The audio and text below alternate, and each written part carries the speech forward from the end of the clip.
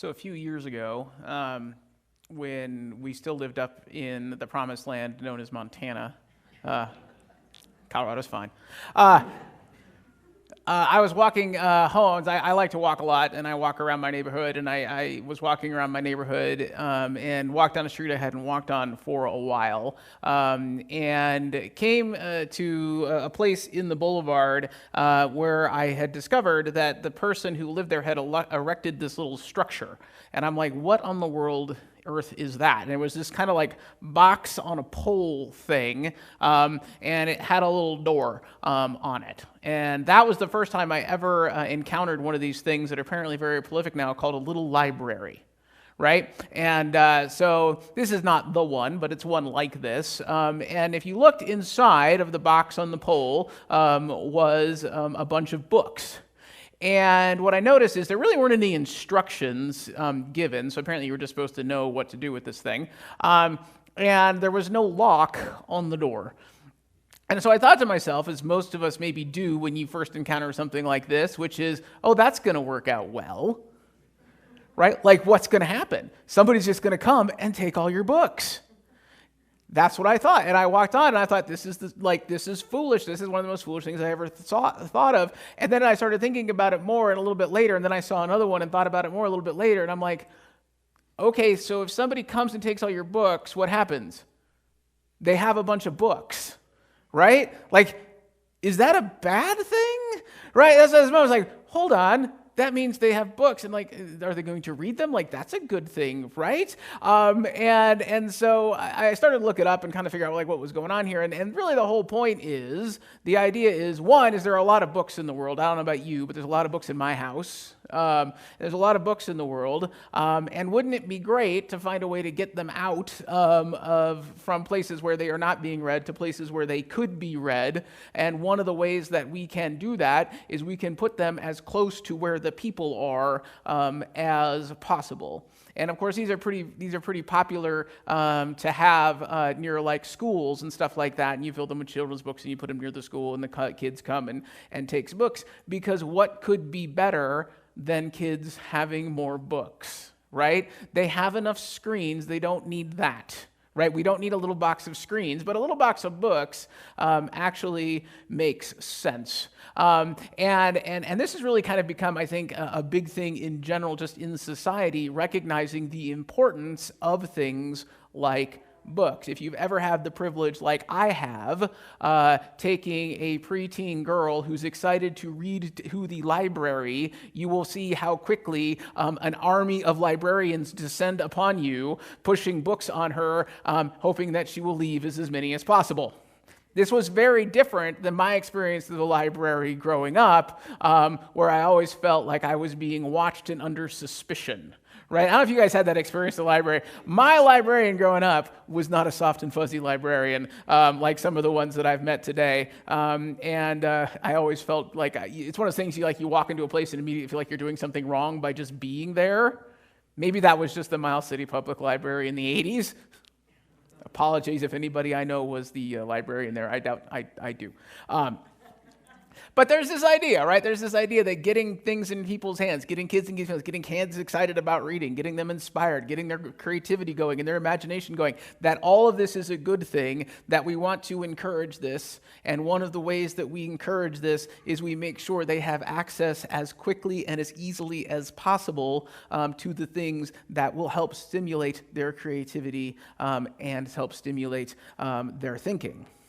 We have a wonderful woman in this church who has we didn't know we had our own bookmobile here, but we do. We do, don't we, Jan? We do, And oftentimes Jan will load up a cart and she'll bring it out. If you ever see a cart for books, those are for you, right? You can check those out. Please bring them back. But those are for you. Why? Because they think it's important.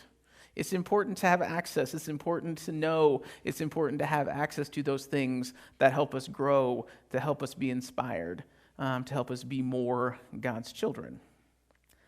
Believe it or not, that is actually pretty much one of the things that Paul is getting to in this letter today. So throughout this series, we're going to be dealing with Paul's letters, and this is one of Paul's letters. This is Paul's letter to the Romans. This is one of those, this is the most Paul of Paul letters, right? I mean, some letters are just really, really Paul, and this is one. And one of the reasons this is just really, really a Paul letter is because he's writing a letter to a bunch of people he doesn't know. Right? And he's writing a letter to a bunch of people he doesn't know, telling them how they should do things.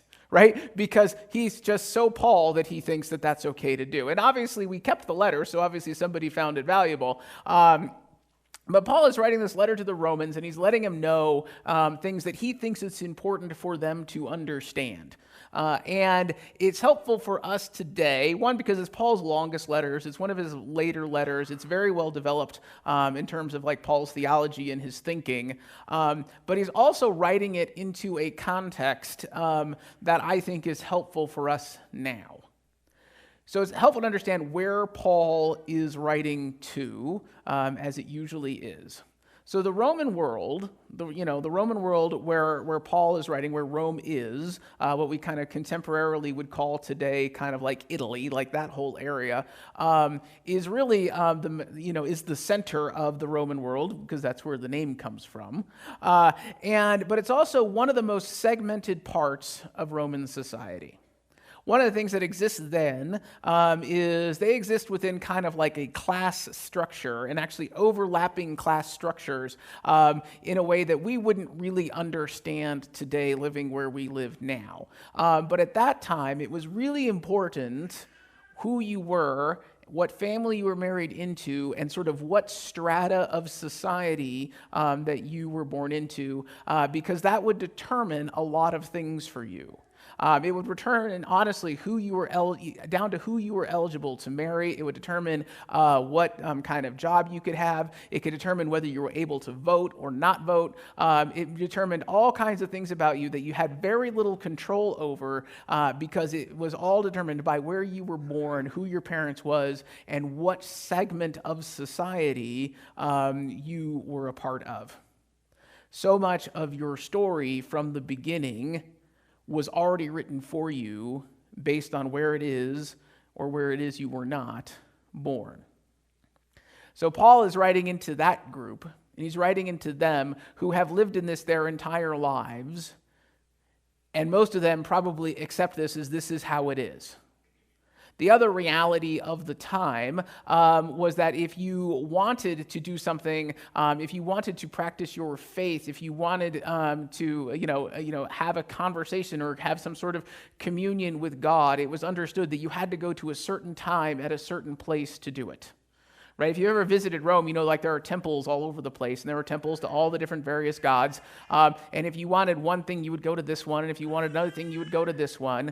And even for the Jews living in Rome at the time, it was understood that all of the big stuff was happening far away at the temple in Jerusalem, and that they were somehow not getting the full experience of God because they lived so far away from the temple where all the important things were happening.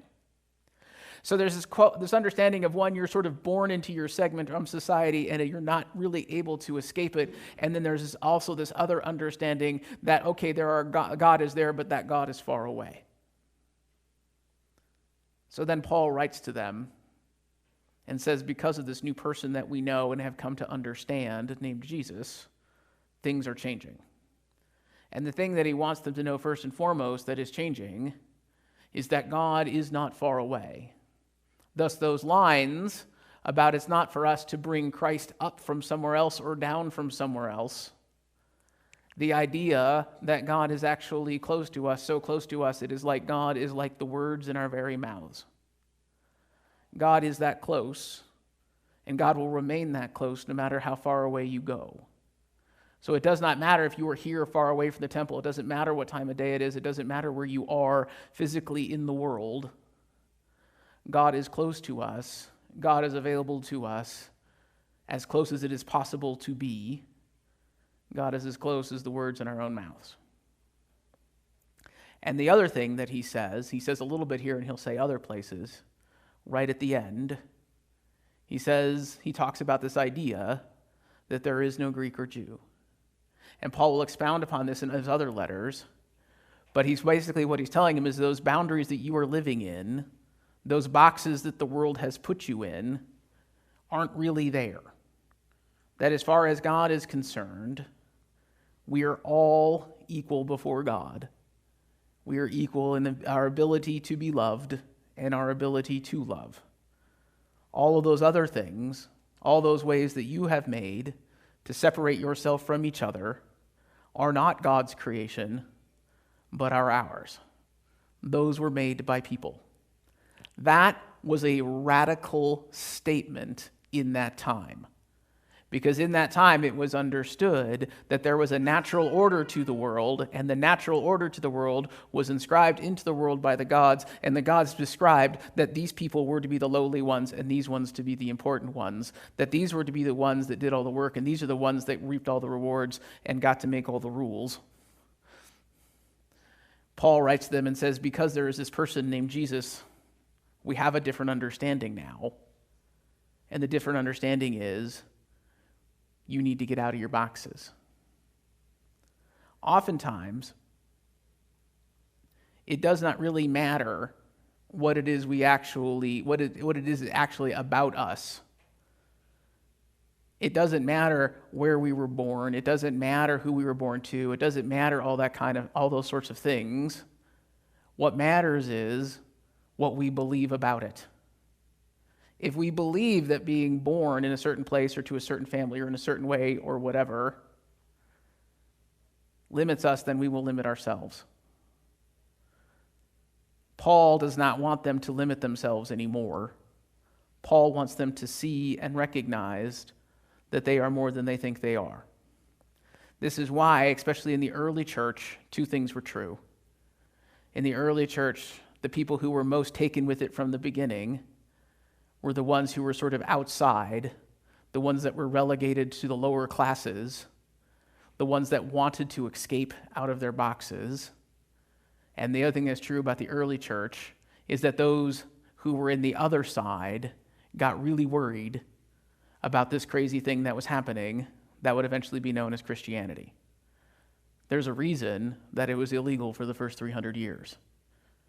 Because it tried, and successfully tried, to empower people to leave behind a version of the world where they were somehow less, and instead embrace a vision of the world where they could become more.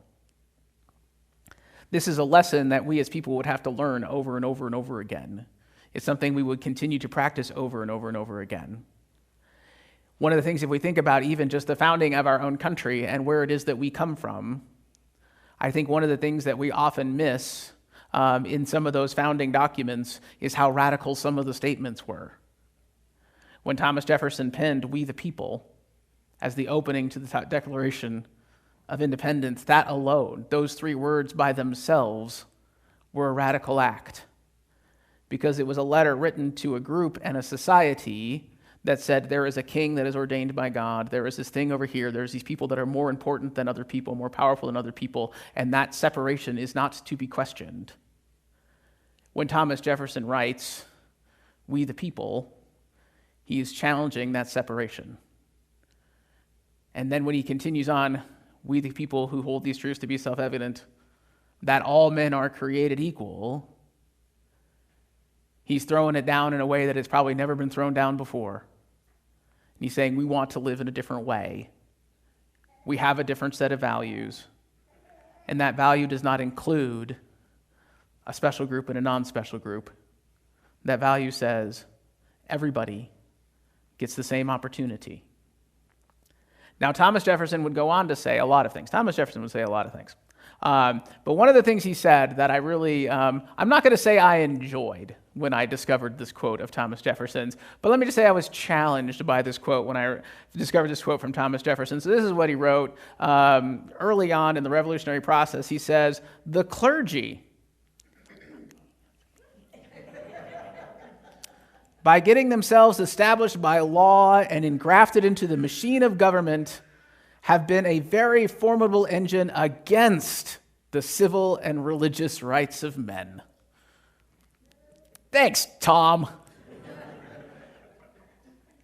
And one of the things he's writing about there is he's not writing against religion per se, and he's not writing by any means against Christianity per se. He's worried about how it had been practiced at that time in England and the surrounding areas, and he was hoping at that time that we would learn to practice it differently. At the time Jefferson is writing is also the time, it's not coincidentally the time of John Wesley and others that he's basically saying, at that time and in that place, the church had really become an instrument of the state. And Tom said, I don't know that that's the best idea.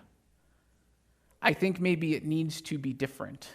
And Thomas Jefferson was one of the big believers in this idea that religion should first and foremost be a choice, and religion needed to be separated from state, and that would be, and honestly, that would be the best solution for both groups. And I have to say, I agree with him. I agree with him because we need to have, well, first of all, if you just look at the way religion is currently practiced in the U.S. versus other places, we do a whole lot more of it. So it's good for me. But Tom wants us to know, and Tom wants us to understand, he wants to look at things differently. He wants to create a world and a place where truly we can live into this idea that all men are created equal. Now, as I talked about last week, the other really quotable person in the world is Ben Franklin. And I love me some Ben Franklin too. And Ben Franklin said this: I wish it, Christianity, were more productive of good works. I mean real good works. Not in holy day keeping or sermon hearing. Thanks, Ben. Or in making long prayers filled with flatteries and compliments despised by wise men, and much less capable of pleasing God. They didn't pull any punches 300 years ago about what it is we were to be about. But Ben had this idea too, again, that I would affirm, that this idea of what we truly believe will be bared out in our actions. What we truly care about will be bared out in how we spend our time and invest who we are. What it is that we truly believe will shape our stories.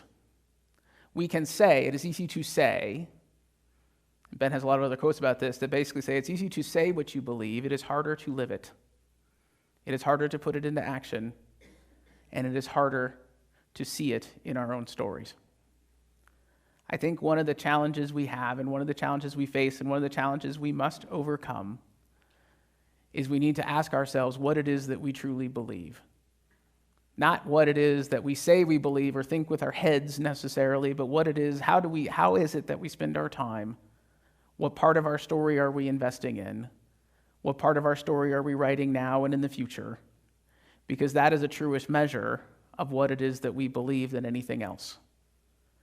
Paul is challenging those people 2,000 years ago not to just believe differently, but to live differently.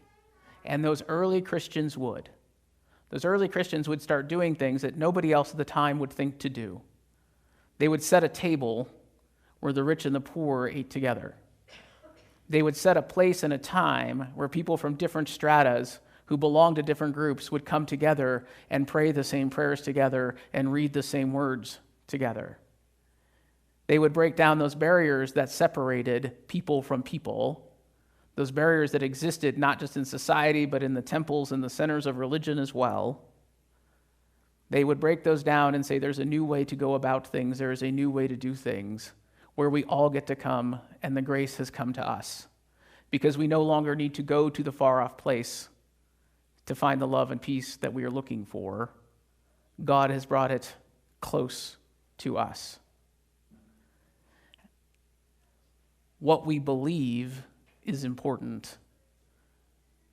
What we believe is important because what we believe, what we actually believe, will be translated into what it is that we do. What we believe about ourselves and our own story will be translated and will guide where our story goes from here.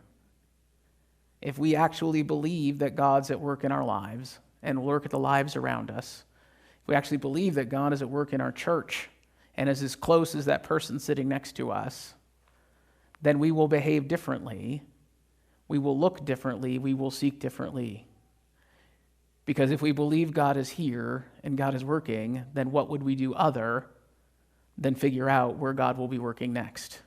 Because where else could we want to be? Where else would you ever want to be than where it is that God is?